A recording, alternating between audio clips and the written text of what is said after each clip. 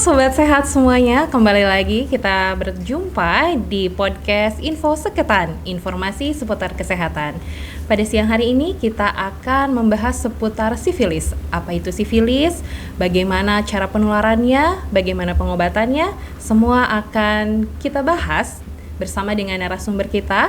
Beliau adalah dokter spesialis kulit yang ada di Rumah Sakit Umum Daerah Cideres. Selamat siang Dokter Nia. Selamat siang. Iya, bagaimana kabarnya hari ini dok? Alhamdulillah sehat. Oh iya, sebelumnya kita akan membahas dulu tentang sifilis itu sendiri ya dok ya. Sebelum masuk ke materinya lebih jauh, sifilis itu apa sih gitu ya. Saya sebagai orang awam, kadang saya pernah mendengar selentingan bahwa sifilis itu adalah raja singa gitu. Raja singa tuh apa sih dok gitu? Lion King kah gitu kan? Jadi sebetulnya kalau sifilis itu penyakit yang disebabkan oleh bakteri ya, biasanya penularannya melalui hubungan seksual ya, biasanya yang tidak aman. Maka sifilis ini termasuk ke dalam penyakit-penyakit infeksi menular seksual. Bakterinya berupa bakteri Treponema pallidum. Oke. Berarti disebabkan oleh bakteri ya dok ya? Betul, disebabkan oleh bakteri. Oke. Nah, apakah menular dok penyakit ini tuh? Menular, makanya disebut penyakit infeksi menular seksual karena biasanya umumnya penularannya melalui infeksi menular seksual, hubungan seksual yang tidak aman penyebabnya.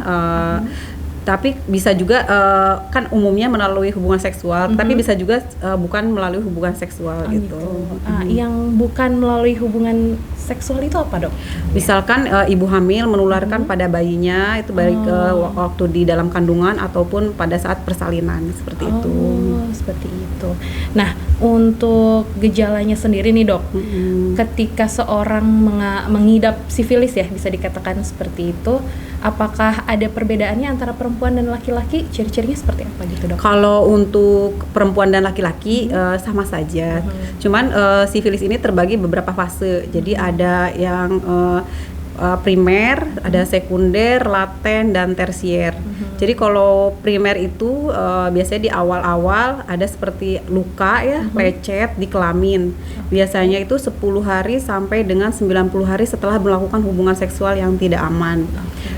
Nah itu lukanya tidak sakit dan bisa sembuh sendiri sebetulnya. Tapi kalau penyembuhan sendiri itu bukan berarti bahwa bakterinya udah sembuh, bakterinya nggak ada aja. Justru kalau misalkan ada riwayat dulu lecet yang tidak sakit, sebaiknya dilakukan pemeriksaan meskipun lecetnya sudah tidak ada. Walaupun lecetnya sudah tidak ada. Nanti kalau untuk sifilis sekunder itu kelainan kulitnya lebih bermacam-macam. Jadi banyak menyerupai penyakit lain, misalkan seperti eksim ya, terus seperti kerontokan rambut, jadi kayak alopecia itu rambut botak ya. Kadang juga bisa seperti kutil karena tumbuhnya di sekitar kelamin. Bisa juga di lipatan-lipatan seperti ketiak, terus di sela-sela paha. Itu sangat menular karena biasanya basah juga banyak bakterinya. Oke, berarti bisa juga di sekitar mulut juga ada. Itu tahap sekunder ya dok ya? Iya. Yang sampai parah bangetnya gitu loh dok? Itu di tersier ya. Jadi kalau nggak diobatin, dilanjut itu beberapa puluh tahun kemudian bisa menyebabkan gagal organ yang permanen. Misalkan jadi buta, jadi stroke, lumpuh seperti itu. Makanya memang harus segera diobatin. Oke. Tadi kan sudah disebutkan cara penularannya dok ya. Ada yang melalui seks yang tidak aman, terus juga dari ibu ke bayi yang dikandung gitu. Nah, ada juga nih dok, kadang di sosial media saya pernah membaca untuk oral seks.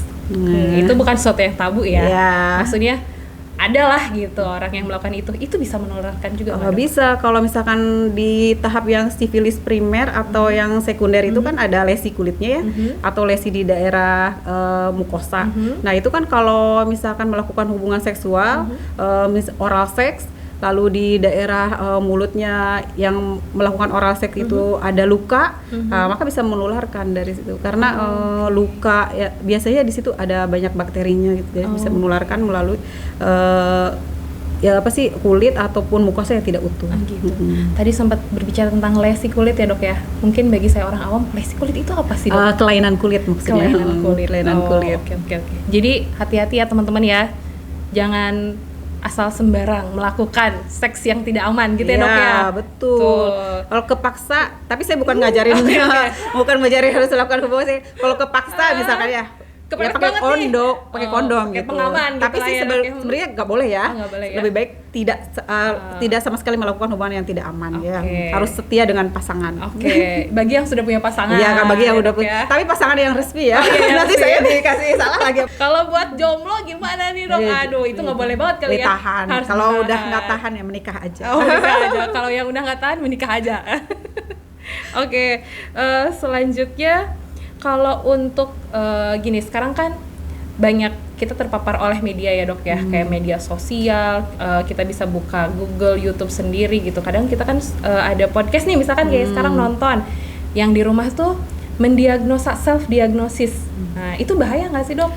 Bahaya sekali ya, nanti salah obat gimana? gitu. Itu kan nanti misalkan ada itu banyak yang pakai obat antibiotik sembarangan, itu kan nggak boleh. Nanti ternyata pengobatannya tidak tuntas atau makan obatnya antibiotik yang salah gitu.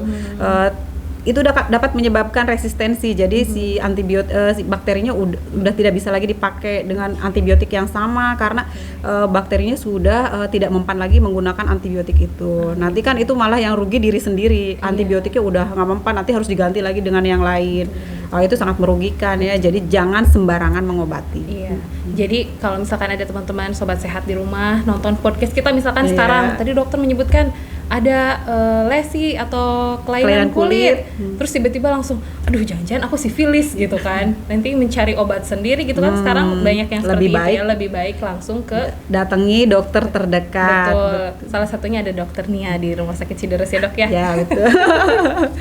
Oke. Selanjutnya kan tadi sudah dibahas bahwa sifilis itu ada beberapa tahap ya, dari yang mungkin tidak terasa sakit apapun sampai yang paling parahnya tadi kerusakan yang organ permanen itu ya.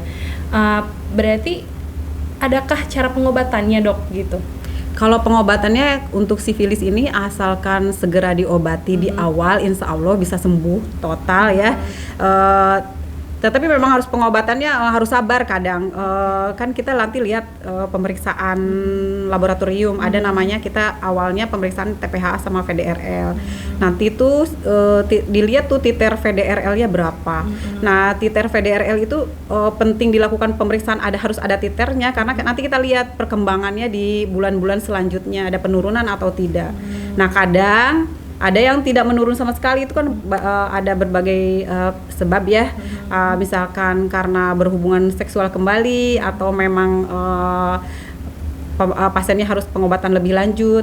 Makanya pengobatannya tuh bisa lama kalau sifilis, tapi yang penting mah pengobatannya teratur dan harus patuh dengan apa yang disampaikan oleh dokter, insya Allah bisa sembuh. Jadi bisa sembuh bisa ya, sembuh. Bukan berarti asalkan di awal. Jangan sampai yang sudah kerusakan organ permanen baru datang. Nah itu kan bukan sama saya sendiri lagi, berarti harus dengan dokter terkait ya, mungkin dengan dokter saraf, dengan dokter mata.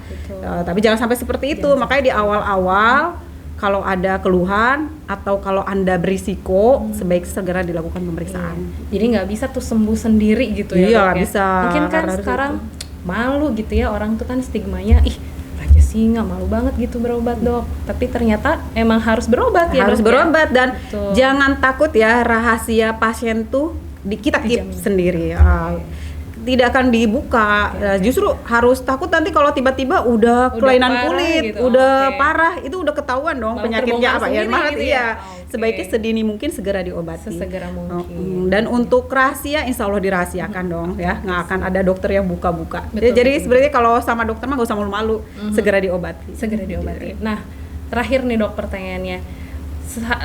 Pada saat seperti apa kita harus segera ke dokter misalkan dari gejala, apakah ketika aduh ada ini nih lecet di kulit, takut ini, apakah itu nggak termasuk ke terlalu khawatir yang berlebihan gitu, apa gimana? Kapan nih kita harus ke dokter gitu? Sebaiknya ke dokter yang pertama kalau memang Anda berisiko ya, sangat berisiko. Berarti suka melakukan hubungan seksual yang berisiko, berganti-ganti pasangan gitu ya.